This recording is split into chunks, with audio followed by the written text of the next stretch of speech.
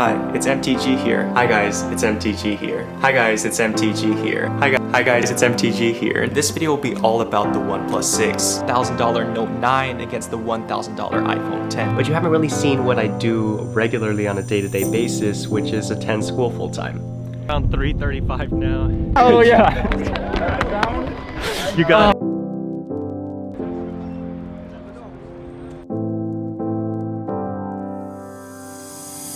Hi guys, it's KJ the MI Tech Guy here, and first off, before anything, I just wanted to say thank you. Right now I have 50,000 subscribers, and honestly I didn't think I would ever get to this point when I first made my YouTube channel a little over a year and a half ago. I think I've grown a lot since then in terms of my personal growth and also in terms of channel and like video producing capabilities, so hopefully I can just continue to make each new video better than the previous one and we can continue to grow together.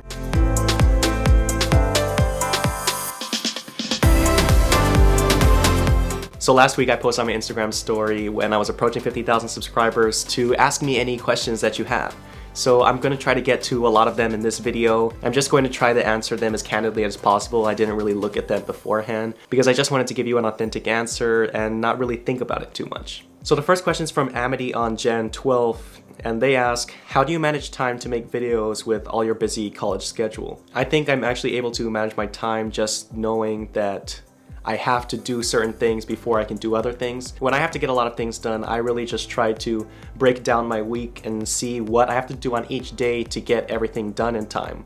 At this point, I'm a junior now, so I really have a good gauge as to how long each little task will take, whether it's making a YouTube video, whether it's doing a PSET, whether it's studying for an exam. And I'm just realistic with myself on how long each one of those things will take. And if there's something like making a video that will actually derail my whole week, I will actually put off making a video because obviously I'm here to learn and I'm here to study, so YouTube doesn't come first to that. But in terms of my other tasks, yeah, I just really try to schedule everything out. It's not really procrastinating if you know that you're going to get to it at a certain point, and I think it's been working for me. Not everyone works like that, so if you're a type of person that needs to get everything started in the beginning, then do that. But just try to figure out how you work and figure out how long it takes you to do certain things, and I think there are enough time in the day to get everything that you need to get done. Nick Brattencox asks, where do you want to work in the future? So right now, after I finish my undergrad, I hope to pursue a PhD, whether it's here or Stanford or some other university, and that degree will be in aerospace engineering. And beyond that, I hope to get an MBA one day and eventually start my own company. In the meantime, I may work for some larger aerospace corporation, but yeah, the end goal is to have my own company. Zakriya Saif asks, how has MIT made you a better person than you were before, apart from academics? So I think what MIT does is make you look at the bigger picture. It doesn't just throw different problems at us, and it doesn't just challenge us for the sake of challenging us. It challenges us so that we can solve the world's bigger problems.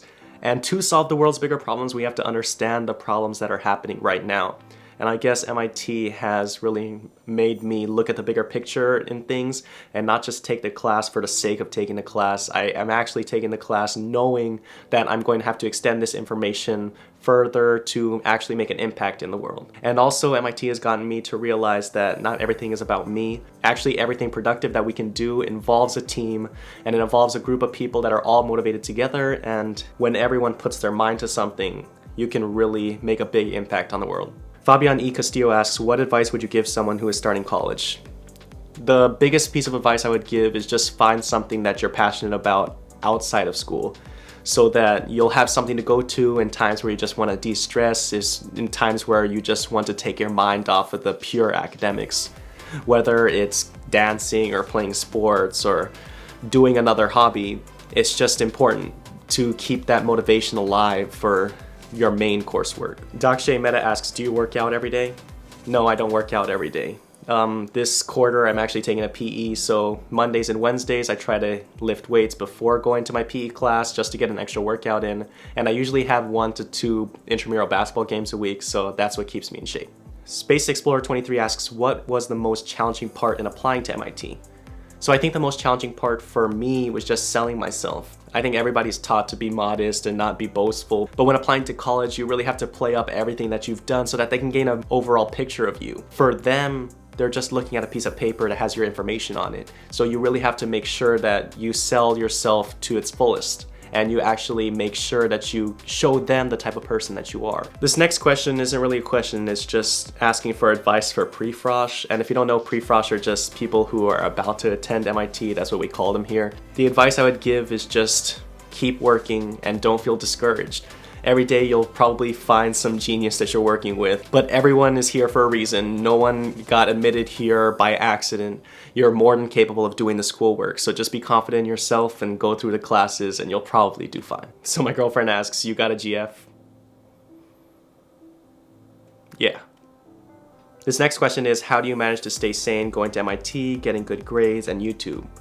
Honestly, it's actually very difficult, but having something to look forward to really helps me get through it all, whether it's spending time with my friends or my girlfriend or working out or playing basketball. Just having something to look forward to actually gets me motivated to finish the work that I have in front of me, however difficult or however stressful it may make me feel in that very moment, because I know I'll have that time to de-stress later on. The next question is, do you have certain time frames in which you want to hit X amount of subscribers on YouTube?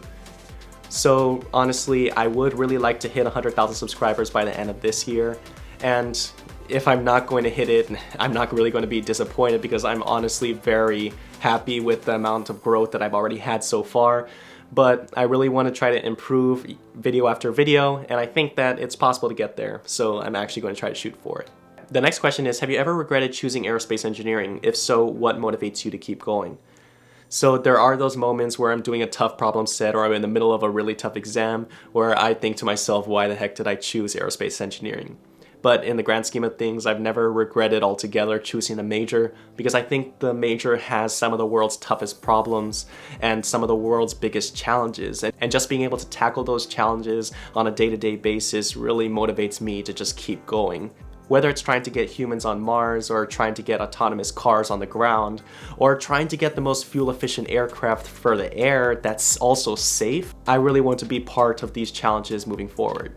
So this next question from astronaut NGAA actually ties into the last one, and it asks, when did you first become interested in aerospace engineering and why?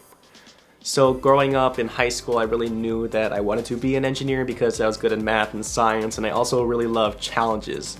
So as I said before, I thought aerospace engineering had some of the world's biggest challenges and I wanted to go tackle those. And also just the prospect of space and the unknown is really interesting to me, so that's why I chose it. In terms of when, I think it was around the time where I was just applying for college and I really had to decide what major I wanted based on what school that I thought I was getting into. And I knew that if I got into MIT, they had the best aerospace engineering program in the world, and if I got in here, that's what I wanted to study. So the next question is a pretty good one. It's why you choose to use MacBook and not Windows laptop like Dell or Razer. So for me, I have a lot of Apple products and I take notes on my iPad Pro, which I really do recommend, and I'll have a review coming for soon. But just being able to have everything synced between everything that I own is just really convenient to me. Also, I really like macOS, just all of its gestures and how the trackpad's integrated into everything, and just how clean it looks.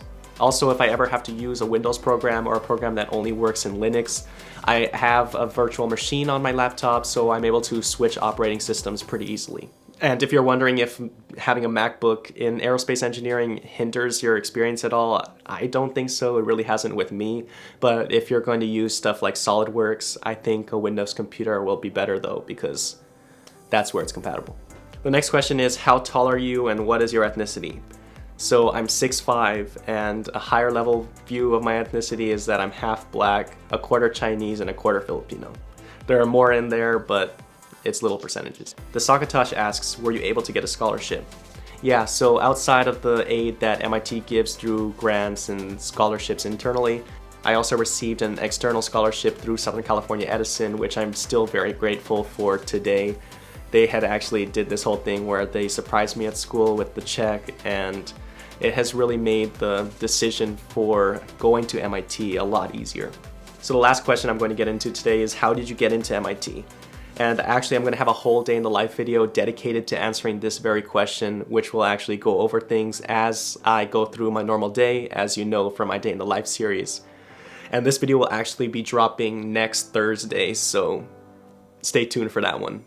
Again, thank you so much to anyone who's liked, shared, or even viewed a video. 50,000 is a crazy amount of people, and I don't want to underestimate how many people that actually is. Thank you. As for this channel, I have a lot of cool videos in the works, and as I mentioned, I do have my next episode of A Day in the Life of an MIT Student series dropping next Thursday, so stay tuned for that one. If you haven't already, make sure you follow me on Instagram and Twitter and DM me on those platforms as I try to get back to you as quickly as possible. As always, thanks for watching, and I'll see you in the next video.